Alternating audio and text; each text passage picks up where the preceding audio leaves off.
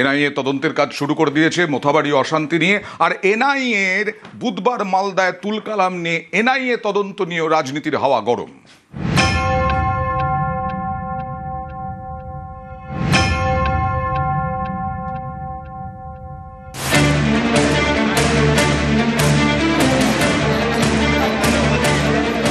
বুধবার মালদায় অশান্তি, সুপ্রিম কোর্টের নির্দেশে এনআইএ-কে তদন্তভার দিয়েছে কমিশন। কেন্দ্রীয় এই তদন্তকারী সংস্থা শুক্রবারই ময়দানে নেমে পড়েছে।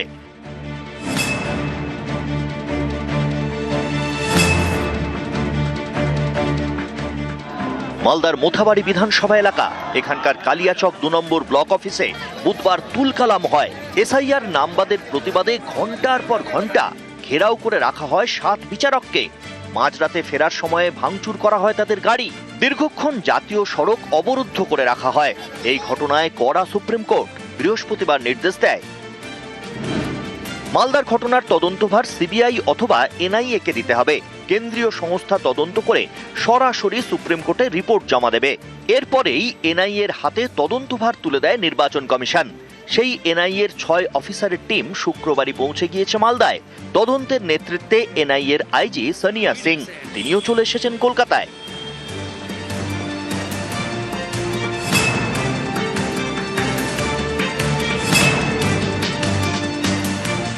আজকে এখানে নিজে বিচারক এসে আক্রান্ত হচ্ছেন, তার সুরক্ষা নেই, তাহলে পশ্চিমবাংলায় বিচার ব্যবস্থার অবস্থা দেখুন আপনারা। তো আজকে বুঝতে পারছেন সুপ্রিম কোর্টও, নির্বাচন কমিশনও, এখানে হাইকোর্টেতে জজকে হিয়ারিং করতে দেয় না, তার এজলাসে ঢুকে শাউটিং করা হয়, ঘেরাও করা হয় জজকে। তো কি অবস্থা এখানে বাংলার লোকেরা আছে, আর কি করে শান্তিপূর্ণ নির্বাচন হবে? সমস্ত প্রি প্ল্যান্ড। শুধু তাই নয়, তদন্ত হোক, তাহলে পেছনে কে আছে সব জানা যাবে। এনআইএ তদন্ত করছে, তদন্ত করুক, যারা যারা ছিল ছবি আছে তারা বলবে।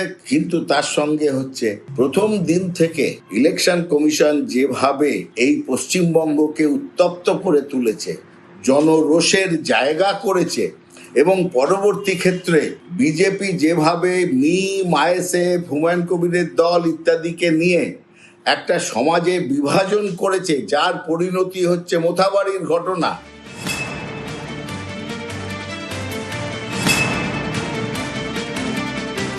জাতীয় সড়ক কার নির্দেশে অবরুদ্ধ হয়েছে, কারা এই কাজ করেছে, কারা ভারতবর্ষের বিচার ব্যবস্থা এবং সংবিধানের উপর আঘাত এনেছে, বিচারকদের বন্দী করেছে, তারা কেউ ছাড় পাবে না।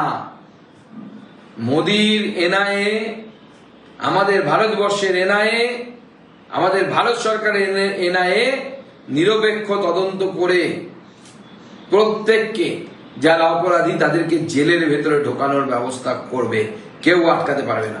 ওটাটা বিজেপির ছক। যে লোকটা অ্যারেস্ট হয়েছে আগে মিমের ক্যান্ডিডেট ছিল শোনা যাচ্ছে, বা মিম করত, সারা বছর দেখা যায় না, 5 বছর দেখা যায়নি। ভোটের সময় এসছে কি বিজেপির পারপাস সার্ভ করতে। যারা উদ্বিগ্ন তাদের আবেগকে উস্কে দিয়ে গন্ডগোলটা করিয়ে দাও। কেন না বিজেপি চাইছে গন্ডগোলটা হোক, বাদ দিয়েছে বিজেপি, সেই ক্ষোভকে উস্কে দিচ্ছে বিজেপি, সেই ক্ষোভ উস্কে গন্ডগোল চাইছে বিজেপি। কেন না ওদের একটা দৃশ্যপট দরকার, সিন দরকার, যেখান দিয়ে ওরা সেন্ট্রাল ক্ষমতাগুলোকে আরো বেশি করে মিসইউজ করে গোলমালের কাজে ব্যবহার করবে। নিউজ 18 বাংলা।